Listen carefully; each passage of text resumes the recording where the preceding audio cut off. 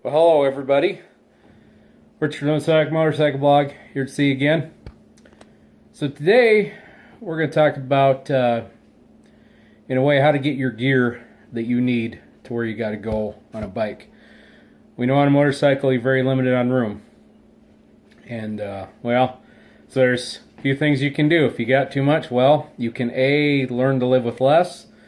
If you're going on a long trip, I've heard of people taking 2 days worth of clothes and just washing, doing laundry every 2 days. You could do that. If you're tenting the whole way, you're going to be limited on room there. There's lots of inventive ways to get yourself down the road and get all your gear down the road. So today I'm going to tell you about an alternative way to do this.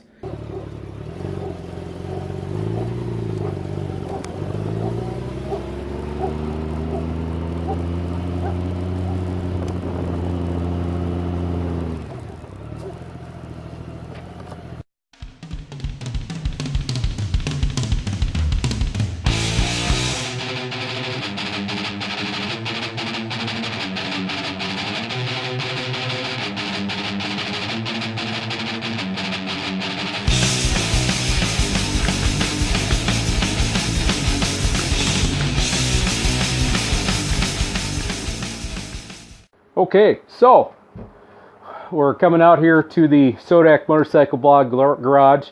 Actually, it's my wife's garage. She just lets me use it sometimes. But anyways, we're just going to go with it's the official Sodak Motorcycle Blog garage. So, what's this way I'm going to show you how to do this? Well, it's called hauling a trailer. There it is, right there. Trailer. You call it motorcycle Big Riggin. That's what I like to call it. Just inside joke with some friends.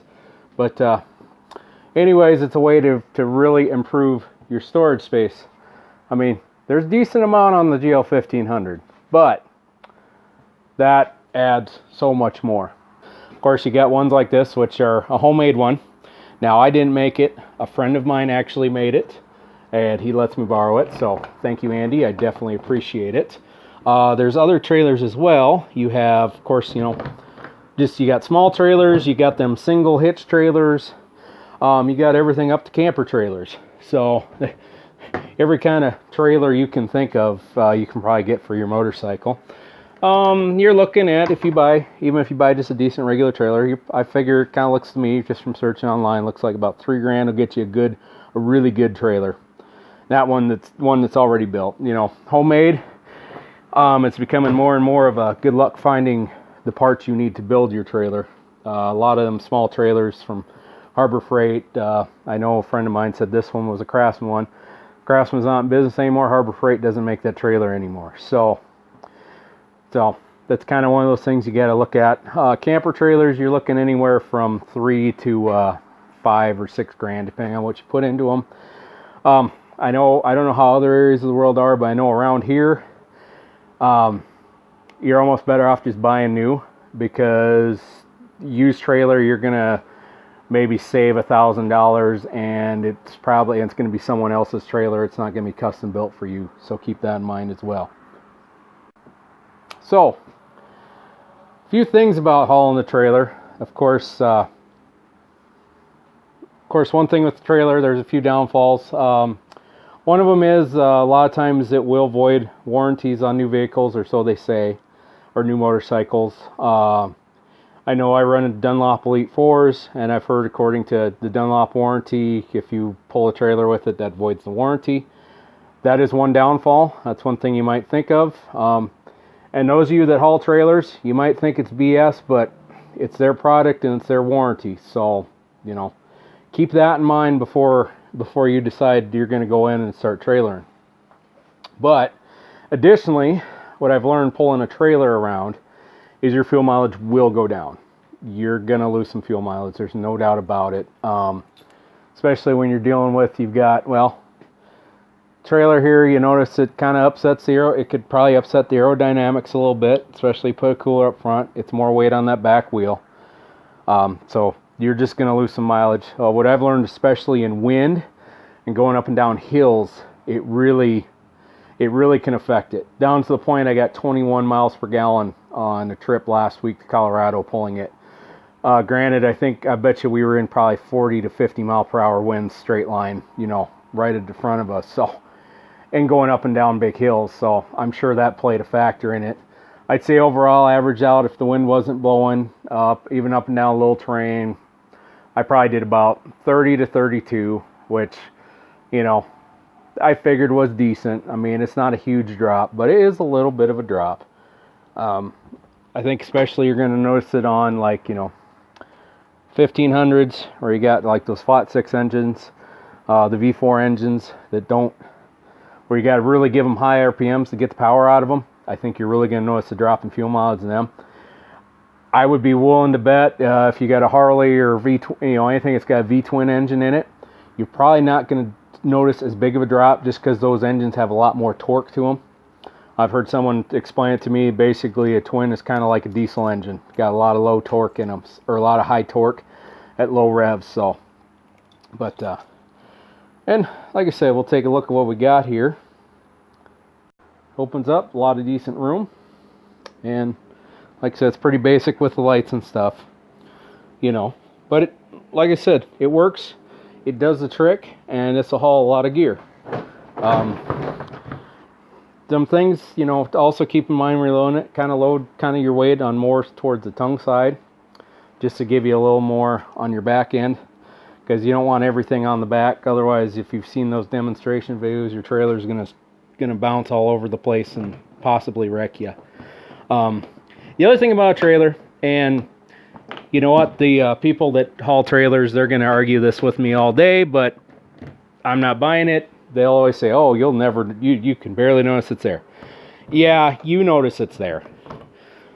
I don't care who you are, you notice it's there. And honestly, I think you're full of crap. So, prove me wrong. I know you won't, but there you go. Anyways, you do notice they're there. They do make a difference. They will probably kill your fuel mileage just a little bit. But I tell you what, if you're looking to get somewhere and get all your gear there, they're perfect. Big safety considerations. Obviously, make sure you got your tires up to the max pressure and check them every time you go out. I'm telling you, every time you take the trailer, check them air pressures, because you don't want... I can't imagine having a tire blow on a trailer you're pulling off the motorcycle. It'd be a lot of fun. So, check those pressures every single time. Keep greasing those bearings, obviously. Check your lights every time. Little things like that, get you through. When you're hooking up, now this is going to be self-explanatory, but trust me, I have a friend that we had to explain this to. Make sure your hitch is locked in there. Make sure it's, there's a little bit of movement, but make sure it doesn't pop off. My hitch is just a little bit loose. Make sure you use your safety chains. I got a friend of mine, he at one time, he was in Torrington, Wyoming, hit the railroad tracks, and his trailer went by him because he didn't hook up anything on his trailer because he got in a hurry. So, don't do that. Be smart about it, and keep that in mind when you're hauling. Remember, you're not going to have the same get up and go. You got a little something on the back that is going to probably slow you down a little bit. So, know that when it's like pulling a heavy load with a semi. Just know this, that it's gonna slow you down just a little bit. You won't be able to make quite the gap so you normally can, especially from 0 to that speed. If you like to start out in second gear, start out in first gear. It's just easier on your bike. Also, know that it's going to take a little bit more time to brake. You're not going to be able to stop on a dime. I would recommend taking that trailer out and doing some practice emergency stopping and such, because that's definitely gonna be an issue you're gonna deal with. Some trailers you can buy with brakes.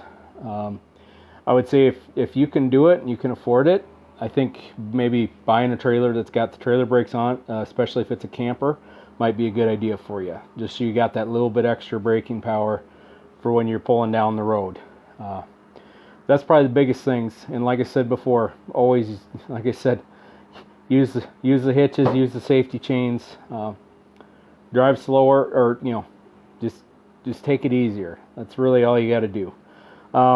Also, if you're one of those guys that loves to sit on the center line, remember your trailer's going to be wider than your bike. So you might want to come off center line a little bit. And even if you do ride in that left lane quite a bit, and even for me, I got to remind myself of this, that yes, I have a trailer there. I got to get a little bit more on the center line than normal. So those are just a few safety things to keep in mind. As far as additionally, we're kind of jumping around a little bit, but to get that setup I have with that hitch is about a $200 hitch. If you can see underneath there, it kind of hooks to the frame. And it hooks up to that front crash bar. It does the same thing on the other side. So they're not terribly hard to install. I haven't changed the tire with it yet, but that's one thing, especially if you got 1500. If you're one of those that likes to, take everything off the back and roll it out the back, you're probably going to have to think of a different strategy or remove the hitch entirely. What I'm going to do is I'm going to do a combination of, I'm going to pull the side bags off when I change this tire, and I'm going to do the whole lift everything up over the top technique. If you're wondering how to do that, go to Goldwing Docks. They'll explain it to you just fine. And then that way it gets a hitch out of the way, and that way I can pull it down by myself without having to worry about trying to get it out of the bind spots. So, and otherwise the wiring kit, depending on how many wires you want to run. This trailer is custom made, so it's got a 4-pin connector. Most of them come stock as a 5, so you're also going to have to get the right connector when you're doing it. And yes, that with the connecting kit and stuff, it was probably about $70 for the wiring kit. But I'm willing to pay money for something that works just fine. I wouldn't recommend just throwing any 4-pin kit in there and splicing in and thinking it'll work, because you don't want to do that and then find out, oh, it doesn't work, because now you're gonna have to spend that money for the good kit anyway. So, but otherwise, that's pretty much it. All right, so in closing, like I said, trailering is actually kind of a good way. It's a decent way to get more gear to where you got to go. You can go for longer. You can spend less time sitting in laundromats, and it's everybody's personal choice. Remember that, like I said, your fuel mileage is going to go down a little bit. You're definitely going to notice that trailer's there. Like I said before, I think the ones that say you never notice it, I think they're full of crap, or maybe all they do is pull them. I don't know, but you definitely notice it there.